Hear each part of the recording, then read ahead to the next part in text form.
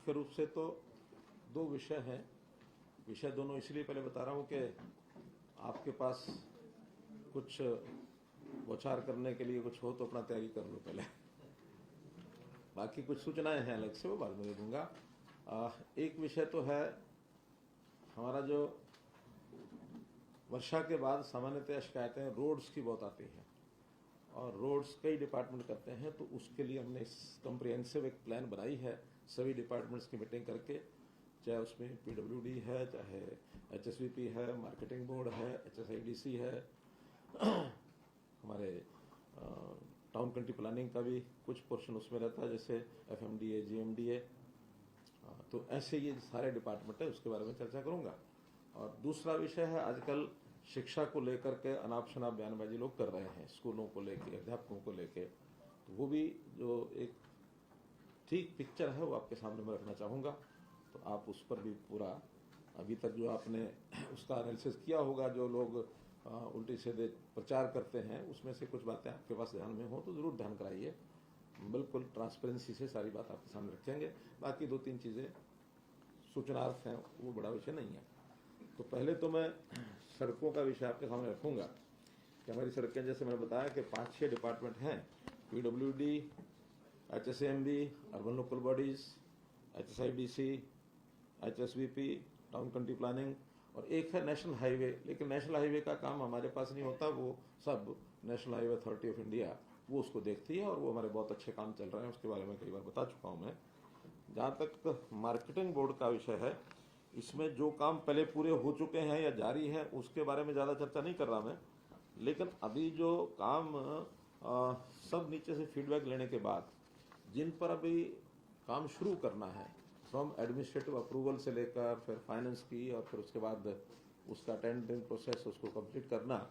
सबसे पहले तो वो बता रहा हूँ मैं कि इसमें 850 किलोमीटर की सड़कें हैं और कुल सड़कें हैं ये 313, जिस पर लगभग 425 करोड़ रुपया खर्च आएगा।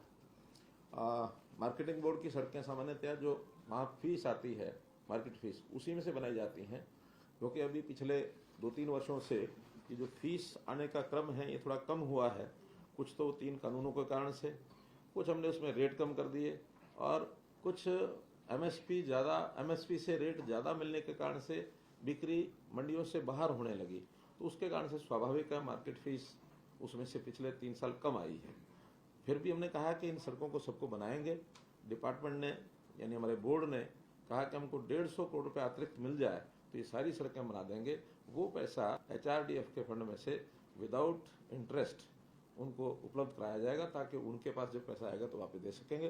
तो ये सब कुछ तो सड़कें 31-3-23 तक इसमें कंप्लीट हो जाएंगी, जो भी वर्तमान में चल रही हैं और जिनके भी टेंडर जारी हो गए हैं, जिसकी स्वीकृति अब होगी। और वो जो सब विचाराधीन जो आगे के काम जो मैंने बताए हैं 31-3-24 तक, यानी मार्केट कमेटी की कोई नई सड़क 31-3-24 के बाद बचेगी नहीं। किसी भी गांव का रास्ता जो मार्केटिंग बोर्ड के साथ, मंडी के साथ जोड़ना है, हाँ कुछ नई मंडियां बनेंगी, उसके लिए हो सकता आवश्यकता पड़े, लेकिन वर्तमान में जो मंडी स्ट्रक्चर है उसके हर गांव तक की अप्रोच 31-3-24 तक हम सड़कें कंप्लीट कर देंगे। साथ साथ फिर रिपेयर का काम चलता रहेगा। उसमें भी हम जो विचार कर रहे हैं, अभी फाइनल करेंगे तो फिर से आपको दोबारा बताएंगे कि आगे से नई सड़क बनने के बाद इसको हम हैंडओवर कर देंगे जिला परिषद को, और जिला परिषदों को बजट भी देंगे रिपेयर का, ताकि वहाँ एक इंजीनियरिंग डिपार्टमेंट हमारा खड़ा हो जाए। उनका चूँकि बहुत बड़ी संख्या में होता है, स्थानीय तौर पर हमारे जिला परिषद को ठीक से ज्ञान होता है, जल्दी से वो रिपेयर भी करा पाएंगे। यहाँ प्लानिंग में, योजना में, रिपेयर में समय ज़्यादा लगता है।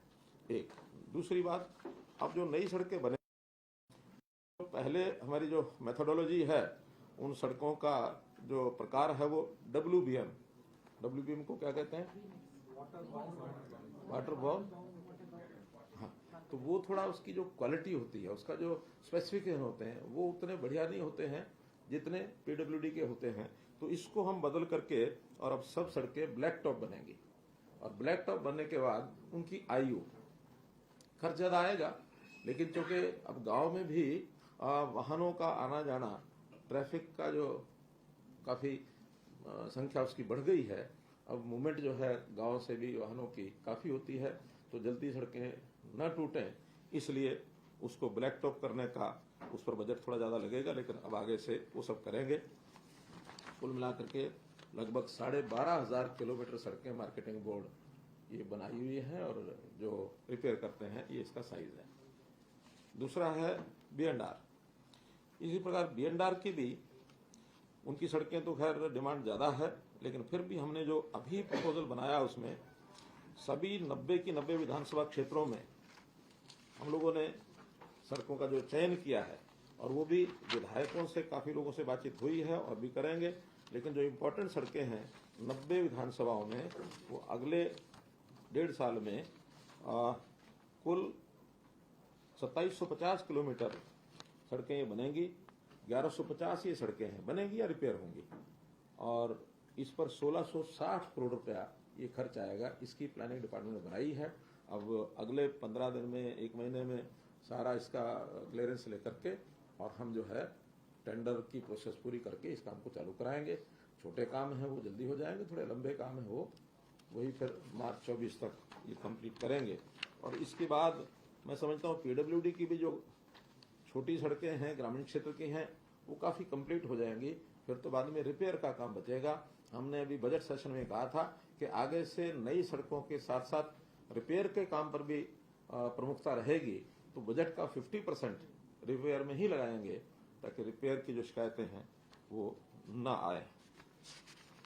इनका भी जो टोटल दायरा है 28,000 किलोमीटर लंबी सड़कें, पूरा जाल जो है ये प्रदेश में ये फैला हुआ है।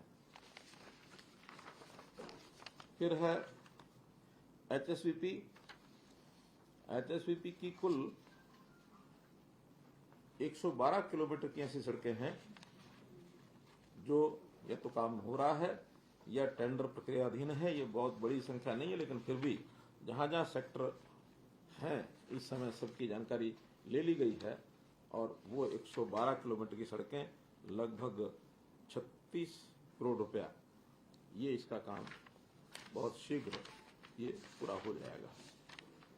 टाउन कंट्री प्लानिंग इसमें यानी खास करके GMD और FMDA गुरुग्राम और फरीदाबाद, इसमें HSVP नहीं करता, तो इनका भी दोनों शहरों की कुल मिलाकर 197 किलोमीटर सड़कें या तो काम चल रहा है और या प्रपोज्ड है। उस पर शीघ्रता से इस काम को शुरू किया जाए, और इसमें 402 करोड़ रुपया इस पर खर्च आएगा।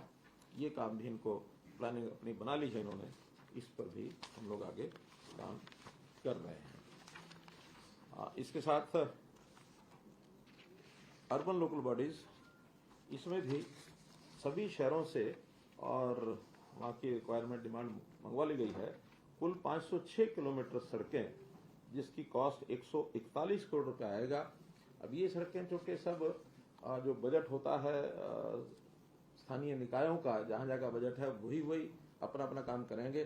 केवल उनको टाइम बाउंड कर रहे हैं कि 15 दिन में वो सब लोग उसका प्रपोजल बना करके और अपने जगह टेंडर निकालना उनका काम है। मॉनिटरिंग करना अर्बन लोकल बॉडीज डिपार्टमेंट उसको मॉनिटरिंग करेगा। तो इसमें ज्यादातर ये सड़कें रिपेयर की सड़कें हैं, जो डैमेज्ड पोर्शन है ये वो सड़कें हैं।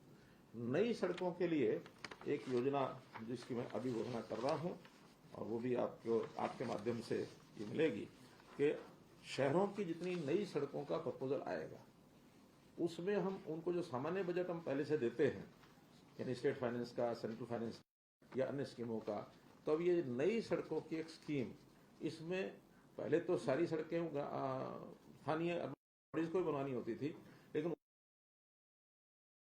उसमें 50-50 शेयरिंग ये हम करेंगे कि शहरों की नई सड़कें जहां से प्रपोजल जो नई सड़कों का आएगा उसमें 50% पैसा स्टेट गवर्नमेंट ही अपने पास से देगी, ताकि वहां पर किसी प्रकार की उनको कमी ये न रहे।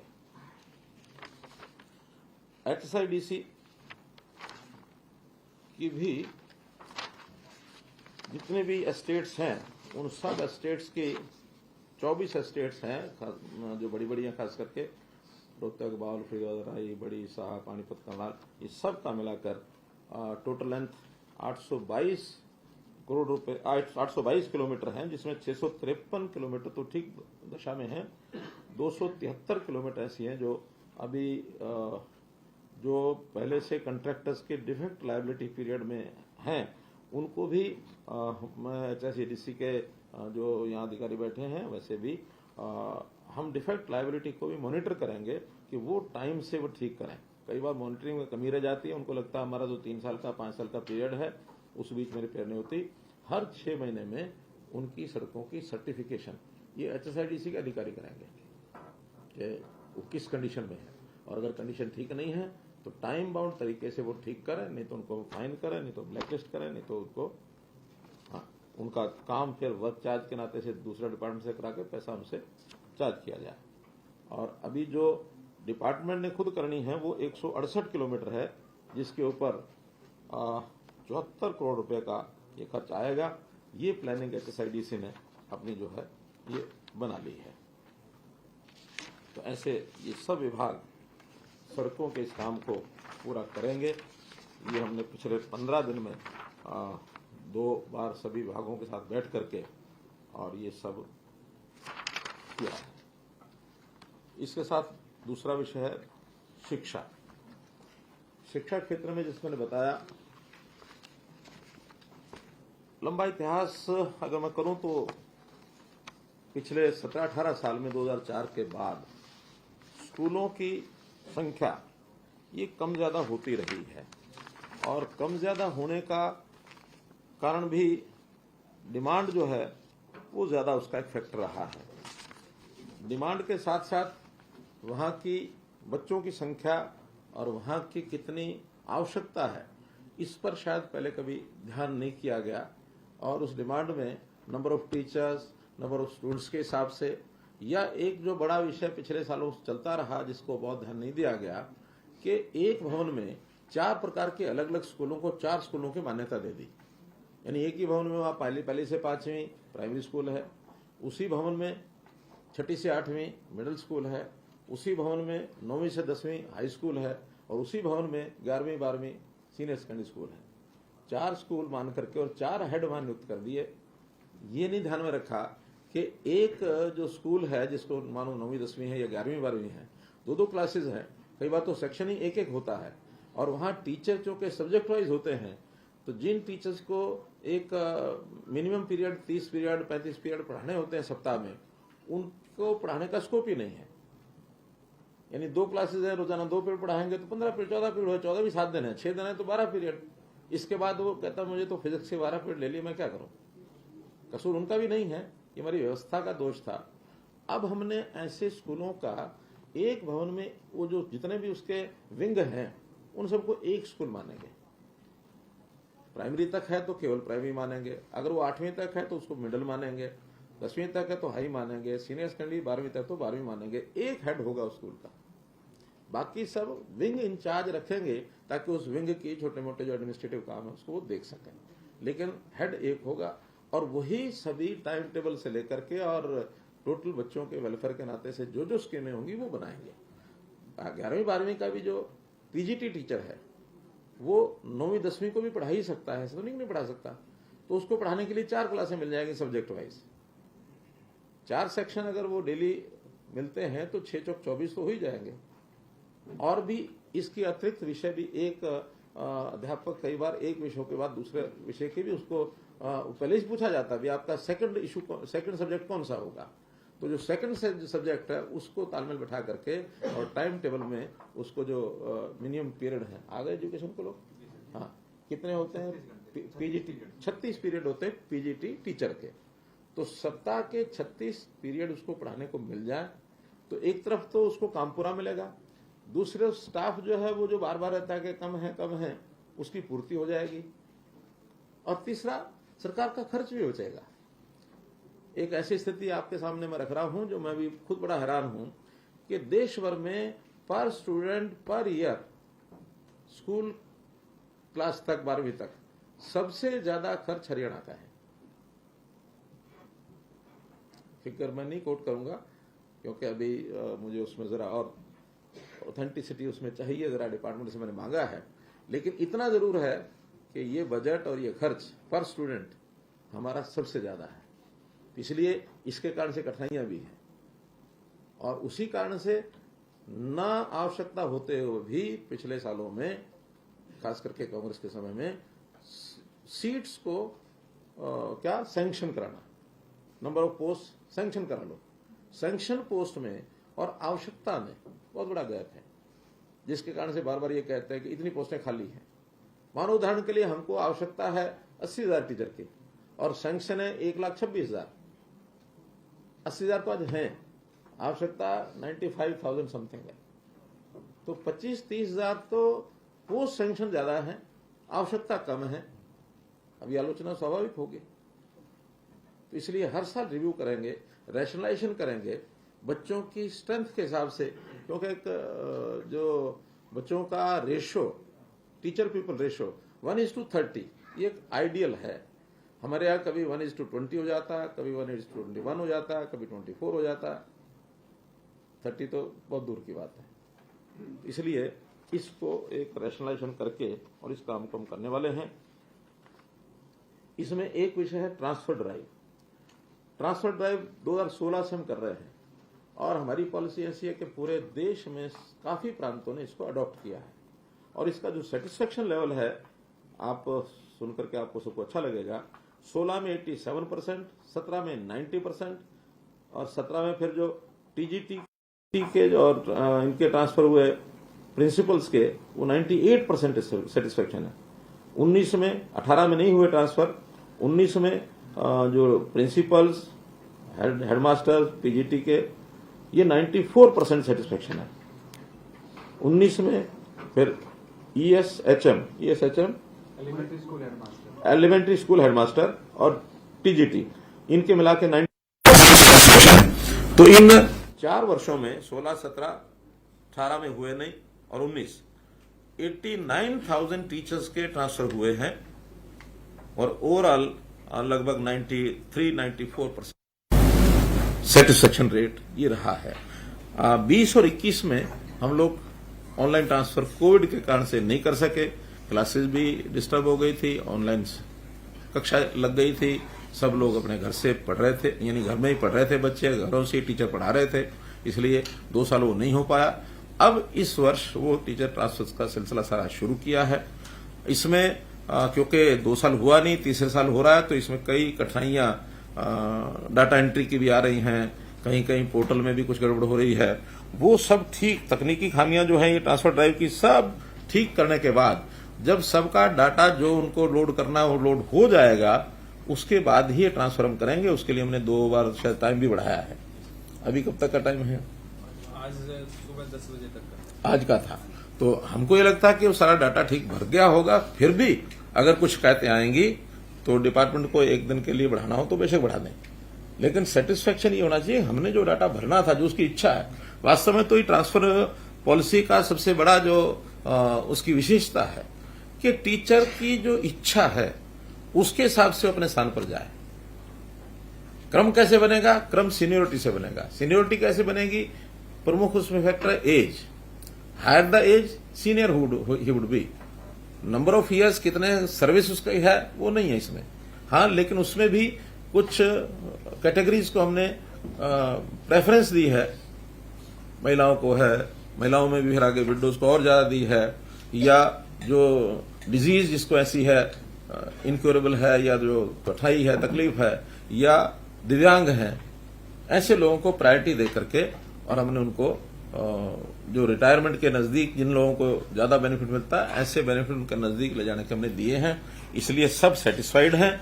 हाँ, कुछ लोग जिन्होंने ये धार रखा है ना मानो तो वो कुछ भी करेंगे, उसका कोई इलाज नहीं है।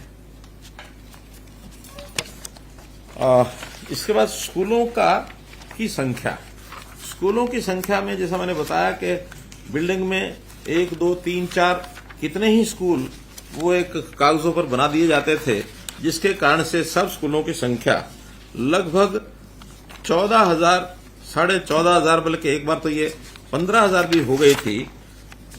और वो 15,000 स्कूल नहीं है, वास्तव में बिल्डिंग्स तो 9 से 10,000 के बीच में ही बैठती हैं। तो अब हमने उन स्कूलों को मर्ज कर दिया है, और मर्ज करते समय एक बिल्डिंग में जितने स्कूल हैं सबको एक स्कूल माना जाएगा। उसमें कोई बंद किए ऐसा नहीं है, ये जो शोर में जरा स्कूल बंद करके स्कूल बंद कर दिए, स्कूल बंद कर दिए। मर्ज किए हैं, वही क्लासेस हैं, वही बिल्डिंग है, वही उतने ही सेक्शन है, लेकिन मर्ज करने से अध्यापकों का जो शोर होता था कि अध्यापक कम है, वो ठीक हो गए हैं। हाँ, ये भी ठीक है कि पिछले 2 साल कोविड के कारण से कहें ट्रांसफर ड्राइव हम नहीं कर सके, एक आध कोर्ट केस भी था, वो भी अब ठीक हो गया है। तो इन 2-3 सालों में कुछ लोग जो रिटायर हुए उसके कारण से कहीं कहीं ये सिस्टम थोड़ा अनइवन भी हो गया। तो उस अनइवन के कारण से भी कुछ इसमें जैसे उदाहरण दिए हैं कि एक स्कूल तो ऐसा, यानी 100 स्कूल तो ऐसे हैं जिसमें टीचर्स की संख्या कम है और अध्यापक उसमें ज्यादा हो गए। 117 माध्यमिक विद्यालय शिक्षक विहीन थे, जहां शिक्षक था ही नहीं, और 2000 से अधिक ऐसे थे जिसमें 9वीं 10वीं के सेक्शन 1 है या 2 हैं और उसमें पीजी टीचर्स ज्यादा थे। तो ऐसा रैशनलाइजेशन करने के बाद अब ये जो लास्ट में संख्या आई है 14,503 की जगह अब ये स्कूल माने जाएंगे 9,700। ये स्कूल माने जाएंगे, स्कूल तो पहले वही है, आज भी वही है, लेकिन जिसको एक स्कूल कहेंगे वो सब क्लासेस का एक स्कूल होगा। जो उसके अलग अलग जिसको विंग कह सकते हैं वो उतने ही हैं। इसमें सीनियर सेकेंडरी के 2,306 थे, 2,304, क्योंकि उनको तो किसी को मर्ज कर नहीं सकते। केवल 2 स्कूल हैं जो बिल्कुल आसपास थे, अंदर ही थे। कई बार क्या होता है कि एक बॉयज स्कूल है, एक गर्ल्स स्कूल है, शायद हमने सब मिडल तक, और ये 2 जो स्कूल हैं ये क्या कोलोकेटेड, एक ही जगह 2 लोकेशन बता दूंगा सर। एक ही जगह 2 सीनियर सेकेंडरी स्कूल थे, एक ही गांव में, जी सर, एक बिल्डिंग में। सर आसपास 7 लाख का बिल्डिंग था, एक ही गांव है सर। अच्छा, उसमें हमने तो कोई ना कोई रहा होगा वहां भी मामला कि इसके 2 स्कूल एडजॉइनिंग भवन होगा, बताएंगे। 2 हाँ, गांव 1 भवन 2, तो उनको एक कर दिया, और दोनों का हेड एक हो गया, विंग दोनों के अलग है। हाँ, प्रिंसिपल एक होगा, प्रिंसिपल एक होगा। वो जैसे सेकंड ब्रांच होती है, सेकंड ब्रांच करके चलेगा। दोनों विंग चल रहे हैं। हाँ, चल रहे हैं, कोई दिक्कत नहीं। हाँ। हाई स्कूल में 1034 थे, उसमें से 5 जो है वो आसपास के थे, उनको मिलाया है। 2 नियर बाई लोकेशन थी, उनको उसके साथ जोड़ा है। तो ऐसे 5 कम होकर के और 1027, 2 ऊपर चले गए, 5 ही है, 5 और 2 7, 1027। मिडल जो है उसमें भी 2,416 थे, उनको कोलोकेटेड लोकेशन के ऊपर मिला दिया। और 101 ऐसे थे जो एनरोलमेंट बहुत कम थी उनकी, उनको भी पास के गांव के अंदर साथ मिलाया, उसको जो 2,122 रह गए। हाँ, अगर ये कहें कि मर्ज किए हैं तो ये 101 स्कूल किए हैं जिनकी संख्या 10, 15, 20 मिडिल स्कूल की 3 क्लासेज हैं। अगर 20 संख्या होगी तो 5-5, 6-6 बच्चे आएंगे, और 3 क्लासेज में वहां टीचर 5 टीचर रखने शायद जरूरी है, या 3 टीचर रखने जरूरी है। 20 बच्चे हैं, 3 टीचर हैं, तो उनके सेक्शन भी क्या बनाएंगे, पढ़ाएंगे भी क्या। और वैसे भी एक साइकोलॉजी होती है, जिसको क्लास में पढ़ना होता है उसको क्लास का माहौल ना मिले तो बच्चा पढ़ नहीं सकता। ये जो बहुत छोटी एंटिटी हो जाती है क्लास की, उसमें उसका पढ़ाई का साइकोलॉजी उसकी बनती नहीं है। उसको ना कंपटीशन खड़ा होता है, ना उसको ये लगता है कि मेरी क्लास है, उधर से घर में बैठ के पढ़ते हैं 5 लोग, 6 बच्चे। इसलिए उसको हमने ठीक करने के लिए भी ये स्कूल हमने जरूर मर्ज किए हैं। ऐसे ही प्राइमरी स्कूल, ये भी 4,493 स्कूल ऐसे थे जो उसी भवन में थे। बड़ा स्कूल भी है, छोटा भी है, इनको उसी स्कूल का पार्ट बना करके और उसको संख्या उसकी कम कर दी है। आरोही जैसे थे वैसे ही हैं, कस्तूरबा गांधी जैसे थे वैसे ही हैं। तो ये सब स्कूल उसी प्रकार के हैं, उसमें कहीं कोई कठिनाई नहीं है। प्राइमरी जो पहले 7 एक ही बिल्डिंग में थे, उस समय माने जाते थे 8,670। अब 4,493 तो जो उसके ऊपर की क्लास का जो स्कूल है, मिडिल है, हाई है, हायर सेकेंडरी, उसके साथ मिला दिया। अब इंडिपेंडेंट प्राइमरी रह गए 4,184। ये सिर्फ 5वीं तक ही है, इसके ऊपर क्लासेज नहीं है, 4,184। अब चूंकि हम देखिए हमारे गांव कुल मिलाकर के 6,500 गांव हैं, और कुछ शहरों में भी हो सकता है, बस्तियों में होंगे इंडिपेंडेंट, वरना तो जो छोटे गांव है उसी में प्राइमरी है। बड़े गांव में तो कहीं 8वीं है, 10वीं है, 12वीं होता ही है। तो जो छोटे छोटे गांव हैं जहां बड़ा स्कूल उसको अपग्रेड नहीं कर सकते, अपग्रेडेशन भी हमने जो है उसमें भी हमेशा जब भी बच्चों की डिमांड आई है उसके हिसाब से हमने उसको अपग्रेडेशन भी किया है।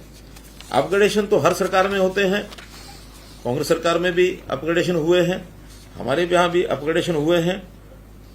हाँ, जो मर्ज हुए उस मर्ज में कांग्रेस ने भी अपने टाइम पर 509 स्कूल मर्ज किए थे 10 साल में। हमने जो मर्ज किए हैं वो 120 स्कूल किए हैं। 101 तो मैंने पहले बताया, बाकी और 8-10 पिछले साल भी कुछ किए होंगे। हमने 8 साल में 120 मर्ज किए हैं, उन्होंने 509 मर्ज किए हैं। मर्ज करने वाली अगर रेट देखा जाए तो उस समय भी ज्यादा है। उन्होंने अपग्रेड भी बिना सोचे समझे करते रहे हैं। हमारे मुकाबले में अपग्रेड भी जब चाहे तब कर देते थे, वो अपग्रेड भी ज्यादा किए, मर्ज भी ज्यादा किए। हमने अपग्रेड भी सोच समझ के किए और मर्ज भी सोच समझ के किए। एक फैक्टर और है, उन्होंने जो मर्ज कर दिया उसको ओपन नहीं किया 10 साल में। हमने मर्ज करने के बाद अगर संख्या बढ़ती है तो जैसे ही डिमांड आती है 120 में से 42 हमने रीओपन कर दिए। और अभी भी कोई जो मर्ज करते हैं या कहीं मानो संख्या कम होती है, उसके बाद जांच जैसे ही संख्या वहां का जो नॉर्म है उस हिसाब से संख्या आने के लिए तैयार है और गांव के लोग उसको लिख के दे देते हैं, हम उसको ओपन करते हैं। तो एक बहुत डायनेमिक ये सारा सिस्टम हमने चलाया है। नंबर ऑफ स्कूल्स मोरलेस 2005 से लेके 2022-23 तक जो अलग अलग जैसे विंग्स बताए मैंने, वो विंग्स अभी तक तो वही थे, 14,000 15,000, 5-6 में 13,000 थे और अभी 21-22 में ये 14,500 थे। 15,000 संख्या इनकी, 1,500 संख्या इनकी इन 18 सालों में बढ़ी है। लेकिन अपग्रेड हुए हैं बहुत ज्यादा स्कूल। नंबर ऑफ स्टूडेंट्स, ये भी तकरीबन हर साल एक नॉर्मल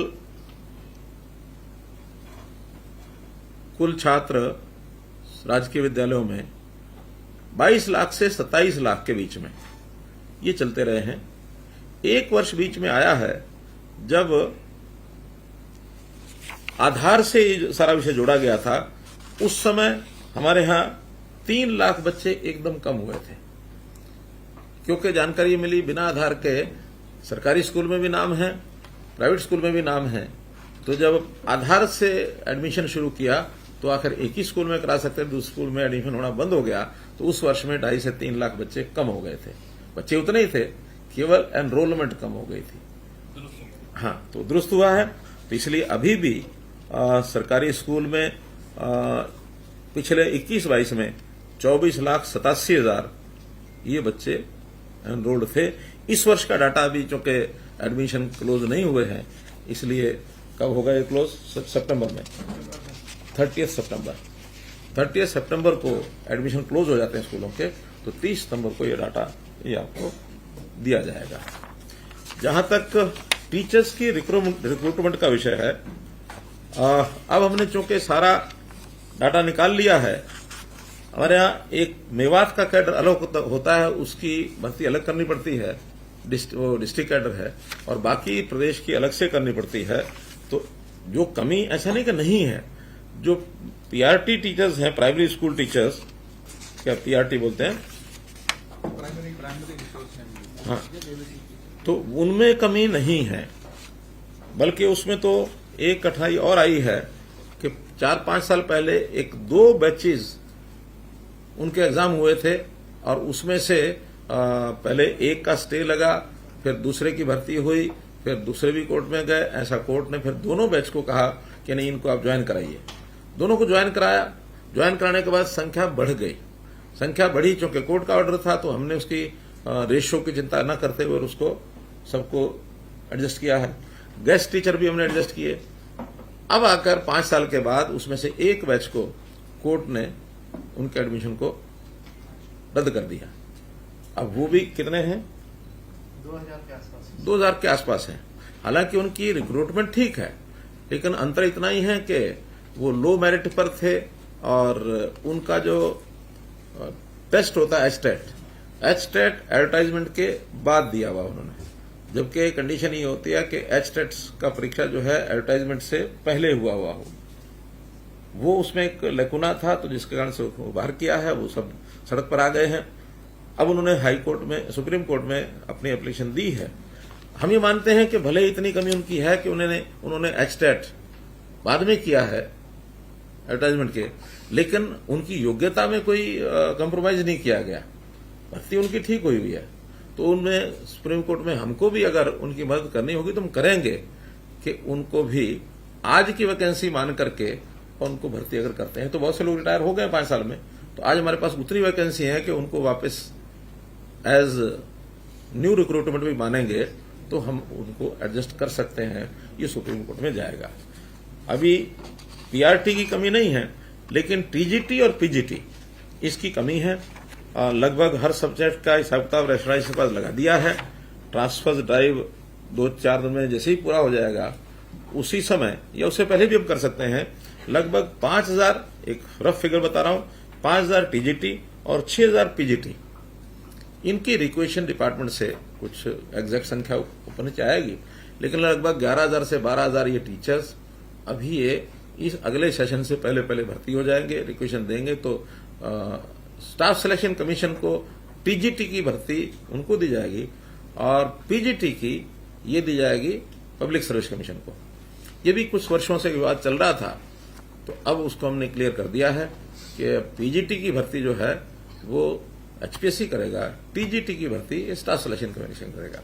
क्योंकि स्टाफ सिलेक्शन कमीशन क्लास 3 और 4 केवल एग्जाम होता है, कोई उसमें इंटरव्यू नहीं है, लेकिन पीजीटी में इंटरव्यू भी होता है। ये ग्रुप बी की नौकरी है, गजेटेड नौकरी है, तो इसलिए वो एचपीएससी करेगा। जो पहले से प्रावधान है क्लास 1 और क्लास 2 एचपीएससी, क्लास 3 और क्लास 4 ये स्टाफ सिलेक्शन कमीशन, उसको भी हम पीजीटी के हमारे पास टीचर कार्यरत कितने और पीजीटी के कितने कार्यरत हैं? जिसमें 6-5 की हमने वैकेंसी बताई है, कार्यरत कितने हैं? कार्यरत कितने हैं? पीजीटी के कितने कार्यरत हैं और पीजीटी के कितने कार्यरत हैं? जो भी आंकड़ा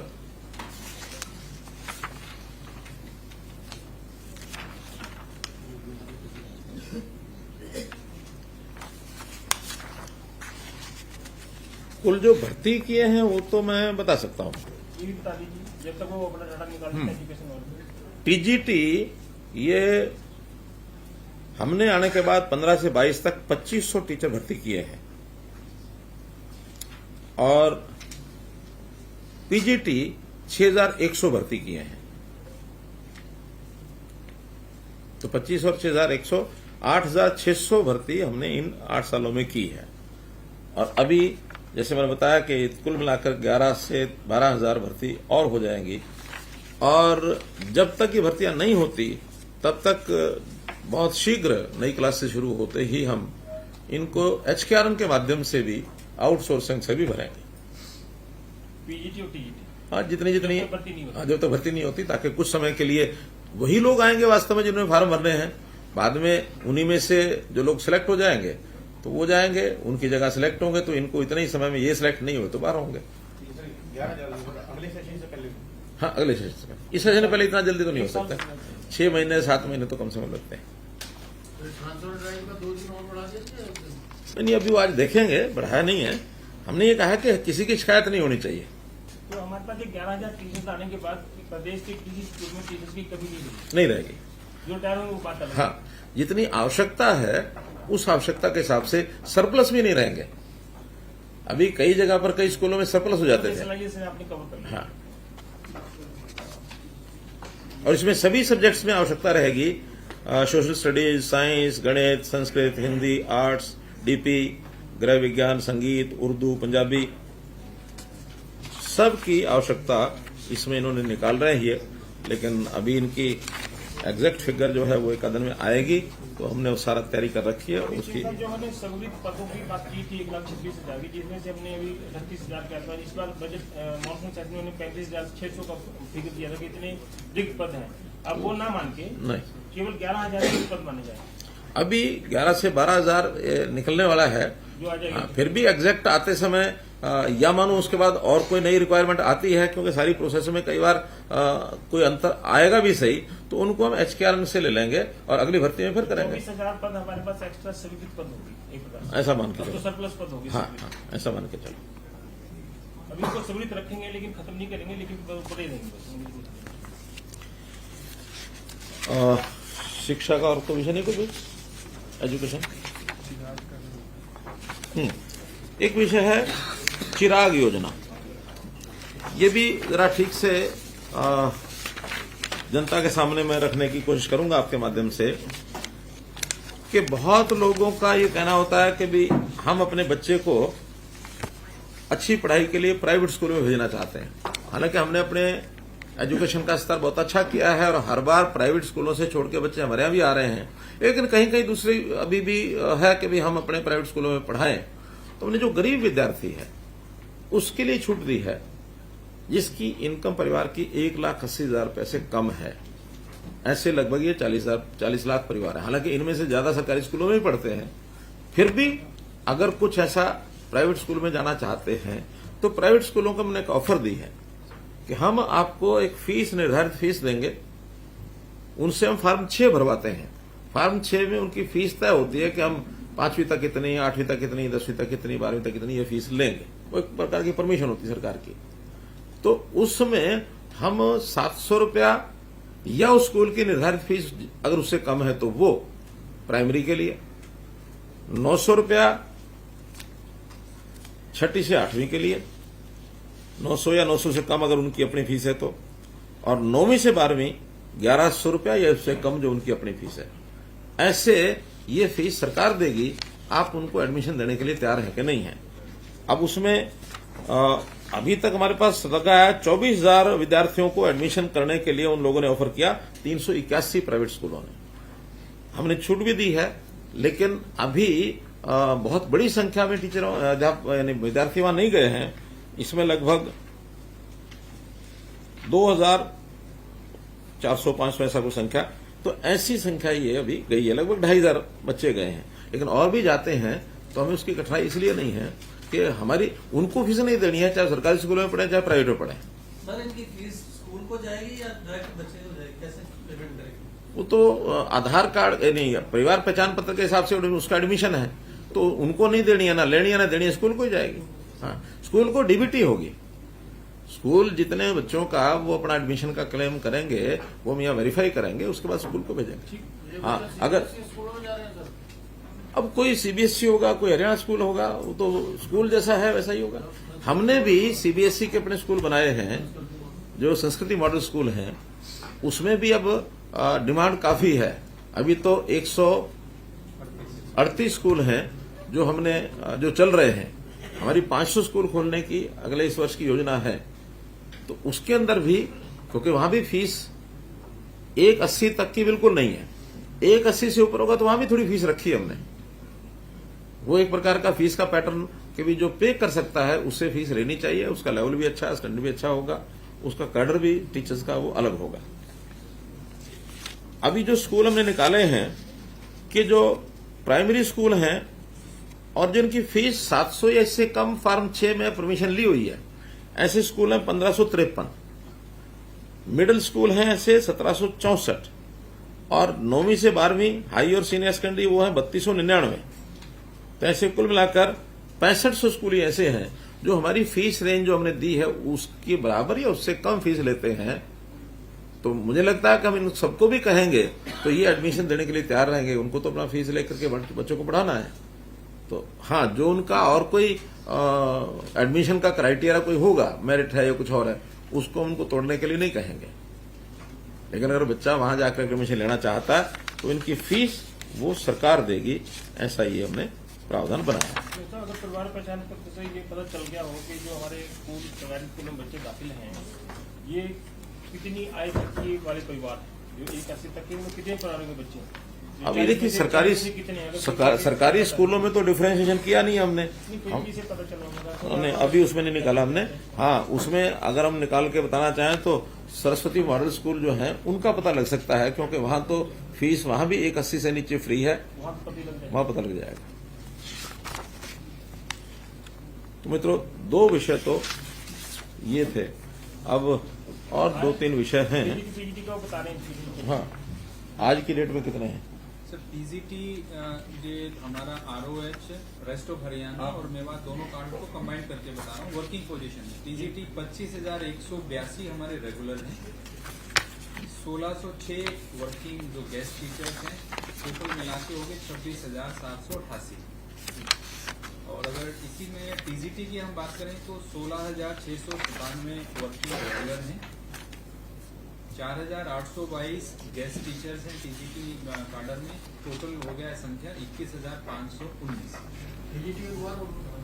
टीजीटी रेगुलर जो वर्किंग में है 16,697, गेस्ट हैं 4,822, टोटल संख्या बन गई 21,519।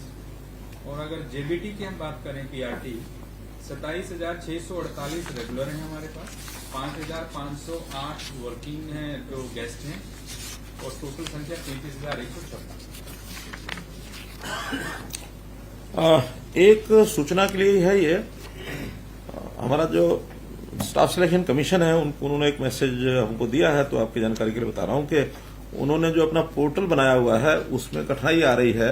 कोई लोग अपनी ग्रीवेंस कठिनाई जो समस्या रखना चाहते हैं वो नहीं जा पाती है, कई बार उनको वहां स्पेस में एनआईसी की कोई चीज है, जब समाधान होगा तब हो जाएगा, मुझे लगता है जल्दी हो भी जाना चाहिए। लेकिन तब तक एक व्हाट्सएप नंबर उन्होंने जारी किया है कि किसी को कोई शिकायत है तो उस पर व्हाट्सएप करें, और व्हाट्सएप नंबर है, अगर आप लिख करके आगे बता सकते हैं लोगों को, 9872723100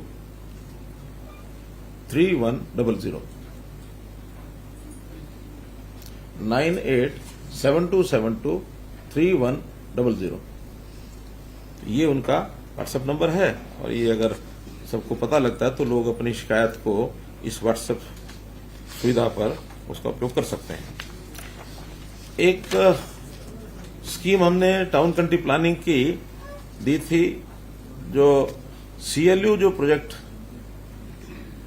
जो डेवलपर्स थे, उन डेवलपर्स के पास जो डेवलपर्स से जो ईडीसी का पैसा बकाया था वो उन्हें लेना था, उसकी पेनल्टीज और उसके जो इंटरेस्ट हैं वो काफी ज्यादा हो गए, तो वो लोग भरने में आनाकानी थी। एक स्कीम हमने बनाई थी समाधान से विकास, 15/8/22 उसकी लास्ट डेट थी। 2 साल तक इस स्कीम को हमने चालू रखा था, बहुत लोगों ने उसका लाभ उठाया, लगभग 2,000 करोड़ रुपया ईडीसी ये रिकवर हो गई थी। उस स्कीम में ये था कि जितना इंटरेस्ट है और पेनल्टी है, पेनल्टी तो शायद सारी माफ, क्यों पेनल्टी नहीं 25% इंटरेस्ट का, प्रिंसिपल तो पूरा देना, प्रिंसिपल तो पूरा ही है। मैं 25% किसका है? अच्छा, दोनों का, यानी इंटरेस्ट प्लस पेनल्टी उसका 25% वन टाइम, और जितनी ओरिजिनल ईडीसी बकाया वो सब दे दें तो 75% उनको फ्री कर देंगे। इसके कारण से 2,000 करोड़ रुपए की रिकवरी हुई है। कुछ लोगों की डिमांड आई कि इसको थोड़ा समय और एक्सटेंड कर दें, कई प्रकार की, क्योंकि रनिंग बिजनेस में लोगों के पास पैसा कब आता कब नहीं आता वो सिस्टम है अलग अलग, तो उन्होंने कहा कि इसको कुछ समय के लिए और बढ़ा दें। 6 महीने के लिए इसको हम बढ़ा रहे हैं, लेकिन विद सम मॉडिफिकेशन। मॉडिफिकेशन ये है कि अगला 1 महीना तो जो पहले स्कीम थी वही रहेगी, कि जिस दिन पे करना है उस दिन का 25% पैसा दे दें इंटरेस्ट और पेनल्टी का, और पूरी ईडीसी दे दें 1 महीना यानी 15 सितंबर तक। 15 सितंबर के बाद अगले 5 महीने में हर महीने 1% और इनको देना पड़ेगा, यानी सितंबर अक्टूबर में 26%, अक्टूबर नवंबर में 27%, नवंबर दिसंबर में 28%, दिसंबर जनवरी में 29%, और दिसंबर जनवरी फरवरी 15 तक 30%। टोटल का जो इंटरेस्ट और पेनल्टी है उसका 30% देके और सारा माफ कर दें। 15 फरवरी तक लास्ट इनका है। ये आउटस्टैंडिंग अमाउंट है कितनी? आउटस्टैंडिंग अमाउंट इंटरेस्ट और इंटरेस्ट कितना है इसका? मेरा ख्याल तो 6-7 हजार करोड़ कुछ है, जानकारी 14,000 करोड़ कितनी? नहीं, 14 नहीं है, काफी कम हो गया। ये 11-12 हजार थी तो 2-2.5 हजार करोड़ रुपया कम हुआ, तो 7-8 हजार ऐसा होगा। तो इसमें से आगे से हमने इसको सुविधा, मतलब सरकार की भी सुविधा है, उनकी भी सुविधा है कि उनका जितना भी पैसा बकाया होगा उसके लिए या तो लैंड और या फिर उनके बिल्डिंग के फ्लैट्स, उनको हाइपोथिकेट करके डिपार्टमेंट का हम कर देंगे, टाइम तय कर देंगे, इतने टाइम तक आप देंगे ठीक है, नहीं तो ऑक्शन में देकर रिकवर कर लेंगे। ये हम जनवरी के बाद करेंगे। नहीं कर चुके हैं, नए लाइसेंस में कर चुके नए में? हैं। हाँ, ये तो पुराने पेंडिंग पड़े हैं। ये तो जो रिकवर कर रहे हैं वो पुराने कर रहे हैं, नया तो वो कर चुके हैं। इसी प्रकार एक योजना है हमारी पावर डिपार्टमेंट की। पावर डिपार्टमेंट में वैसे तो हमने 31 दिसंबर 2021 तक उससे पहले रिकवरी की थी, और उस रिकवरी में काफी लोगों ने अपने डिफॉल्ट पेमेंट पे कर दी थी, और 24 घंटे बिजली हमारा गांव जगमग गांव उसके अंदर वो सब आ भी गए थे। लेकिन फिर भी डिफॉल्टर्स अभी शेष हैं। हम चाहते हैं कि जल्दी से जल्दी इस चैप्टर को पिछले को बंद करके हर एक घर को 24 घंटे बिजली मिले। जो हमारे 5600 कुछ गांव ऐसे हैं जिनको बिजली 24 घंटे मिल रही है, 1000 के लगभग ऐसे अभी भी बाकी हैं जो 24 घंटे में नहीं दे पा रहे हैं। उसमें बाकी कारण इंफ्रास्ट्रक्चर के छोटे मोटे हो सकते हैं, लेकिन बड़ा कारण यह है कि उनकी पिछली पेंडेंसी वो खत्म हो जाए। उसके लिए फिर से हम स्कीम लेकर के आ रहे हैं कि जो उनका बकाया है वो मूल राशि हम उनको सरचार्ज सारा माफ कर रहे हैं ना, सरचार्ज इंटरेस्ट सारा माफ कर रहे हैं। हाँ, डोमेस्टिक है ये। डोमेस्टिक के लिए मूल राशि एक मुश्त दें, या थोड़ा और भी उनको सुविधा हो जाएगी 3 किश्तों में भुगतान कर दें अगले बिलों के साथ। एक मुश्त देने पर 5% और डिस्काउंट। एक मुश्त अगर देंगे तो 5% उसका डिस्काउंट देंगे। कब तक का माफ कर रहे हैं? ये आज से पहले का जितना भी सरचार्ज है। 21 में जो डिफॉल्टर थे और अभी अच्छा, 31 ये पिछले साल 31 दिसंबर 2021 को जो डिफॉल्टर थे उससे पहले के डिस्काउंट मूल राशि पर डिस्काउंट मिलेगा 5%। वो तो छोड़ ही दिया सारा, यानी इंटरेस्ट और पेनल्टी तो सारी छोड़ दी। बाकी जो 5% है उसमें से भी 5% कम कर देंगे अगर वो एक मुश्त तारा देते हैं। डोमेस्टिक का कितना है? और कितना फिगर राशि मिलेगी? फिगर कुछ है जी सर, बताइए। 2792 करोड़ डोमेस्टिक रूरल है, जिसके ऊपर सरचार्ज 1276 करोड़ है। कुल मिला के 4069 करोड़ है डोमेस्टिक रूरल और 759 करोड़ है डोमेस्टिक अर्बन।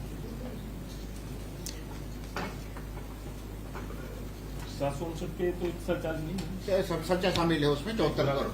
74 ये हमने पहले तो 3 किश्तें लिखी हैं और बाद में 6 बिलों के नियमित भुगतान, मतलब सर आगे के लिए, अच्छा आगे भी। आगे के लिए जो देते रहेंगे अगले 6 बिल में, तो उनका वो माफ हो जाएगा। यानी जो हमने सरचार्ज की माफी करनी है वो भी तुरंत नहीं होगी। 6 महीने 6 बिलों में अगले 6 महीनों की रेगुलर पेमेंट अगर होती रहेगी तो उसमें 1/6 हर बिल के साथ उनको क्रेडिट करते जाएंगे, और 6 बिल यानी 1 साल के बाद उनका सारा वो माफ हो जाएगा। अगर वो 6 बिल तक भी पूरा नहीं करते हैं तो फिर ये रिवाइव हो जाएगा जहां उन्होंने छोड़ा था। अगर उसमें से एक मुश्त देता है फिर तो बात ही खत्म हो गई। बात ही खत्म हो गई। 5% के साथ माइनस हो गया। हाँ। 3 महीने का फिर नहीं, एक मुश्त देने के बाद भी सरचार्ज उनके नाम रहेगा, साल भर के बाद वो सजा माफ होगा। क्योंकि मानो आज एक मुश्त ले गए और फिर अगले 2 महीने के बाद डिफॉल्टर होना शुरू हो गए। 1 साल तक रेगुलर बिल भरे। रेगुलर बिल भरे, और हर 2 महीने के बाद जो बिल भरेगा तो सरचार्ज उसका मान लो 6000 करोड़ है तो हर 2 महीने बाद 1000 करोड़ कम हो जाएगा। क्योंकि बचत खाते में रख दिया गया तो देता रहे तो हाँ, वो रेकरिंग एक उसका वो खाता चलेगा। ऐसे ही बहुत से सरकारी विभाग ऐसे हैं जिनकी पेंडेंसी पुरानी बाकी है, तो सरकारी बिजली कनेक्शन सहित अन्य जो उपभोक्ता वर्ग है उसके लिए भी इसी प्रकार की एक शर्त रखी है।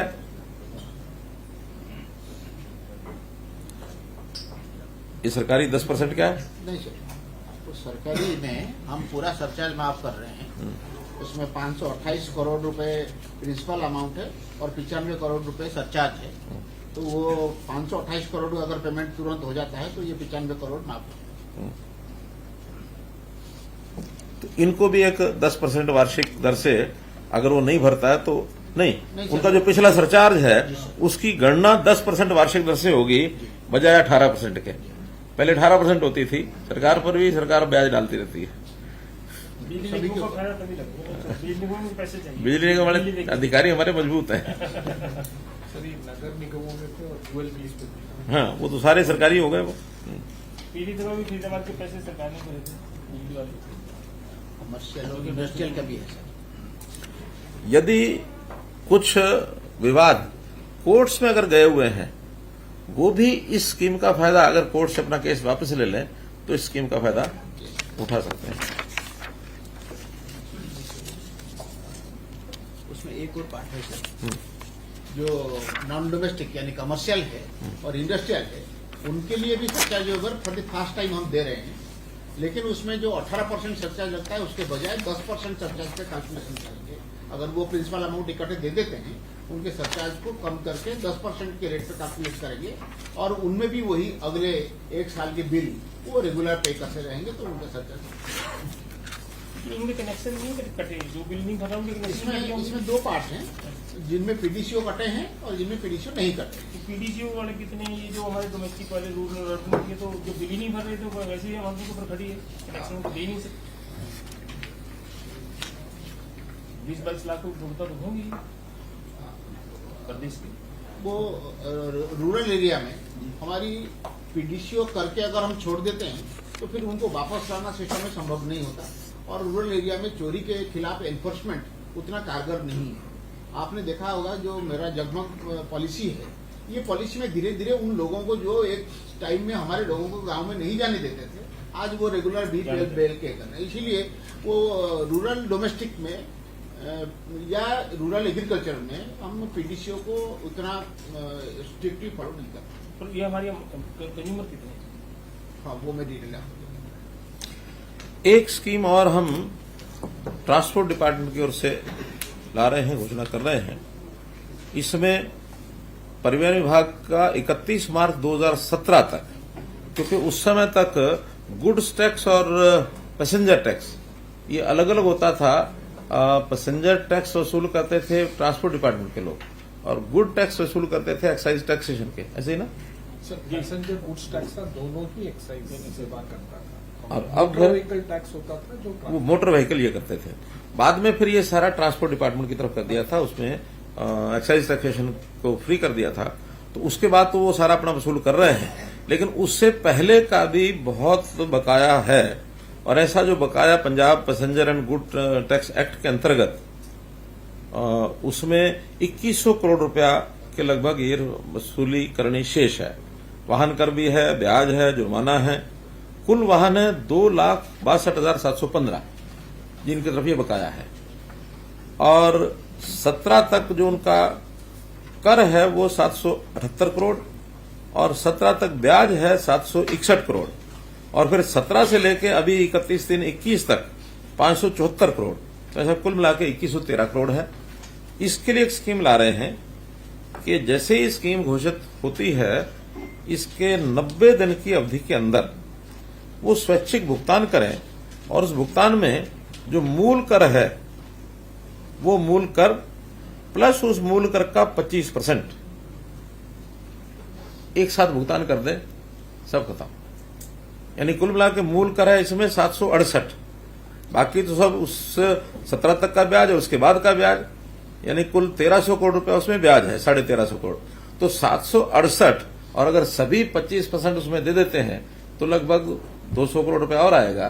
तो ये 970 करोड़ रुपया लेने के बाद ये 2113 करोड़ रुपए को फ्री कर देंगे। ये एक सभी ट्रांसपोर्ट्स के लिए हमने ट्रांसपोर्ट्स के लिए व्यवस्था की है। और इसमें ये भी हो सकता है कि बहुत से ऐसे वाहन भी होंगे जो आज सड़क पर नहीं होंगे, डिसमेंटल कर दिए होंगे लोगों ने, या कहीं बाहर निकल गए होंगे, चले गए होंगे, ट्रांसपोर्ट व्हीकल जो है कमर्शियल वाली, तो 90 दिन में ये अपना फ्री करा लें, सड़क पर आ जाए, चलाएं, दोबारा से फिटनेस ले लें। अगर वो इलीगल चला रहे हैं तो लीगल करा लें, लेकिन अगर 90 दिन के अंदर भी नहीं भरते हैं तो फिर नई स्कीम लाएंगे। वो पुनिटिव होगी या क्या होगी वो बाद में बताएंगे।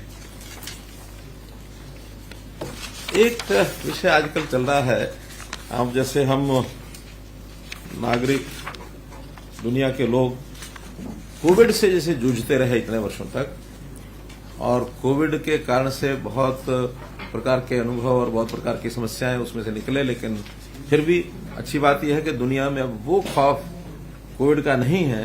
हालांकि उसकी एक वेव इस नाते से चल रही है, अभी भी उतार चढ़ाव होता रहता है।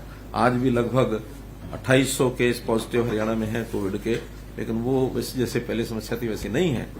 इसी प्रकार की एक disease lumpy skin disease LSD, ये पशुओं में ये आ गई है और पिछले लगभग 1 महीने से ये सारा विषय चल रहा है।